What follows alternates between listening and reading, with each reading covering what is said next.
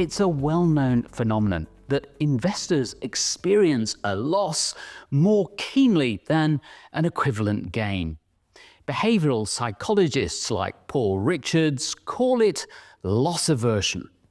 If we think about when we make an investment, then there's always the potential for loss and the potential for profit.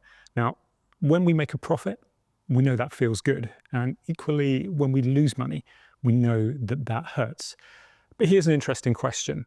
Imagine if I asked you to look at your investment portfolio. You haven't looked at it for a while.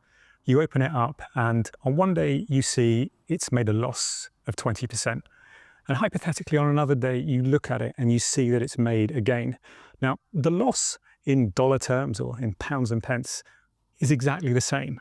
But the reality is for most of us that it doesn't actually feel the same. The loss hurts more than the gain.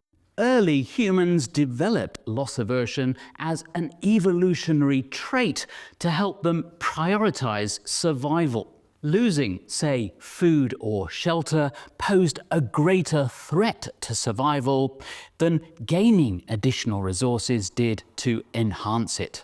But it can be an unhelpful instinct for investors today. One of the things that we see is that sometimes we can miss out on really good investments because we don't think the return is good enough for a reward. A second thing that we can often see is that when we've actually lost some money on an investment or maybe our house, then we're tempted to hold on to it until it returns to profit. We just don't like that feeling of loss. But it can also be flipped the other way. Perhaps we've made a profit on an investment. We can sometimes feel the need to actually lock in that profit and potentially missing out on a lot of upside. So these things can be a useful guide for us, but they can sometimes drag us in the wrong direction as well. Thankfully, there are things you can do to prevent your fear of losses having a negative impact on your investment decision-making. The first, says Paul Richards, is to seek good professional advice. Well, there's a number of things that you could do. But I think there's 4 things that any person can do. And the first one, and probably the most important, is to get good professional advice.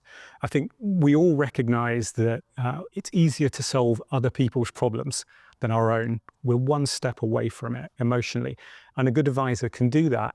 And these days, advisors are acutely aware of some of the behavioral challenges and can help you get through them. The second thing that I think any investor should do is just recognize the nature of investing.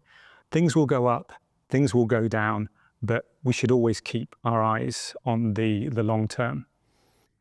The other thing that I would suggest that people do is just put away their phones.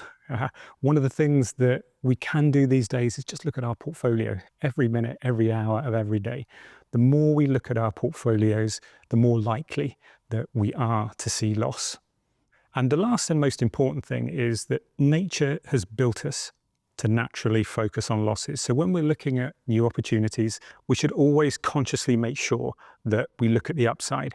Investments, particularly equities, are bound to go up and down in value.